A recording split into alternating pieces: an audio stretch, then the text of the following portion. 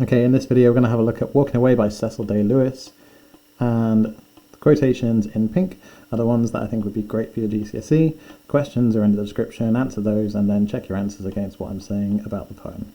So to start off with a little bit of context, Walking Away is by Cecil Lewis and it's about his son Sean Lewis. Sean Lewis, it's about his first day at boarding school and his father watching him disappear off to boarding school for weeks on end without seeing him, and the heartbreak that this causes, basically the emotional turmoil that goes with it.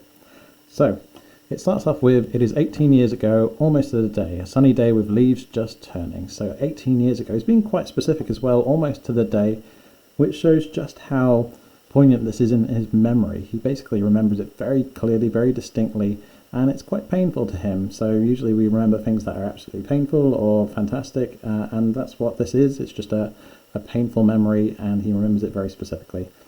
It moves on to say, a sunny day with leaves just turning. So in this case, a sunny day, very positive, but the leaves are just turning, so things are getting negative, and it's all about his son having to mature and grow up, and he doesn't like the idea of letting his son disappear and be out of his sight, basically.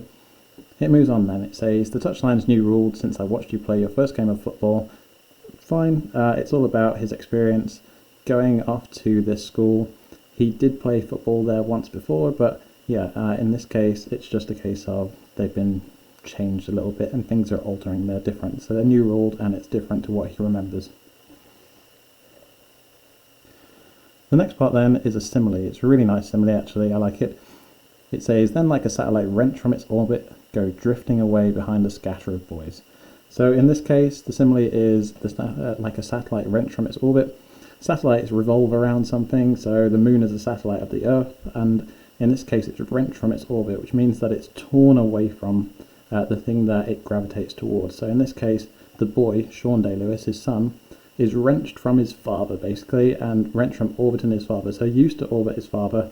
Unfortunately now he can't, and he's having to go off to school for the first time, this boarding school that he's going to.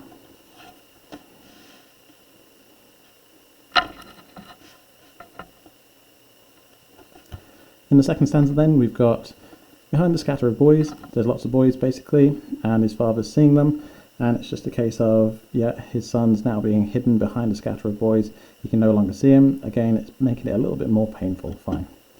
I can see you walking away from me towards the school with the pathos of a half-fledged thing set free into a wilderness. So pathos, this is like basically a quality that evokes pity. So he looks at him and he's feeling kind of despair or pity for his son, because his son is very, very unsure about his footing and unsure about going to school. He's a little bit upset. He's not confident. He's not proud. He's just walking off and he's insecure. He's not very confident. And the idea of then comparing him to a half-fledged thing set free into a wilderness, well, a half-fledged thing is something that is not yet independent. It's still dependent. It still needs parental care or just care from some kind of source. So if we think of a fledgling like a bird, it's basically a bird that has not flown the nest yet, and it still needs looking after by its parent birds as well. So in this case, a half-fledged thing, something that's ill-prepared to go into a wilderness, is going into a wilderness. And the wilderness is going to be dangerous, it's going to be unsafe. And the parent here, Cecil Lewis, is looking at this thinking, I'm unsure about this. He's uncomfortable with his son going into this boarding school. And he thinks it's slightly, well, not necessarily dangerous, but almost as if his son is going to face some kind of problems whilst he's there. He moves on to say, the gait of one who finds no path where the path should be. So a gait, spelled this way, A-I-T, is about the way that you walk, your movements. And it's almost as if there's no path where the path should be. So he's walking, but he's walking unsteadily, because it's almost as if there is no path where he is walking. And there is a path, but it's just unsteady. He's not very sure in his movements, and so his movements are unconfident, and that matches this pathos of a half-fledged thing too.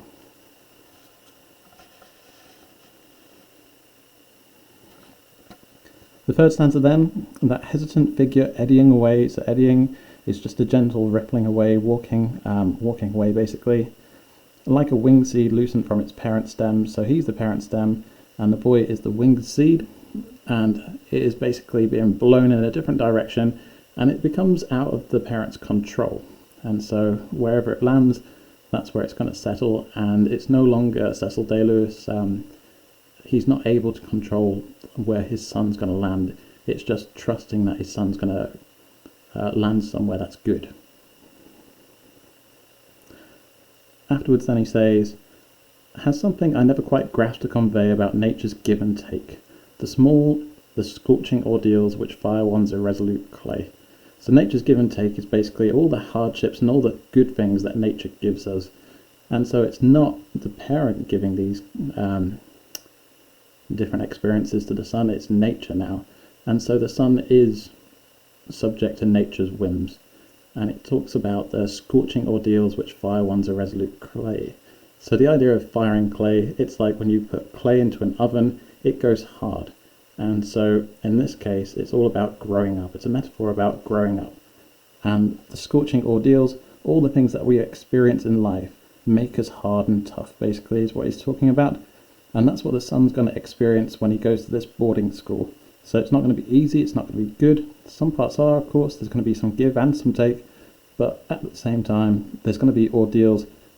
And it's all about how the son reacts to them as to how he's going to end up. It's what's going to fire his irresolute clay.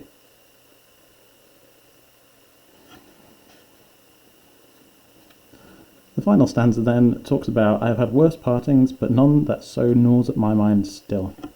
So gnaws is all about eating, basically, and it suggests that this parting eats away at the poet Cecil Day-Lewis because he can't get over letting his son go to boarding school on this first day. He was really upset by it, and he still is. He talks then afterwards saying, perhaps it is roughly saying what God alone could perfectly show, how selfhood begins with a walking away, and love is proved in the letting go. So in this case, the poet is suggesting that selfhood begins with a walking away. You cannot always rely on your parents, or you cannot always rely on somebody to do everything for you. You've got to walk away, and you've got to learn your own path, basically walk your own path. And then at the same time he says, and love is proved in letting go. So as a parent, it's necessary to allow your child to be able to find their own path and trust that they'll work it out for themselves.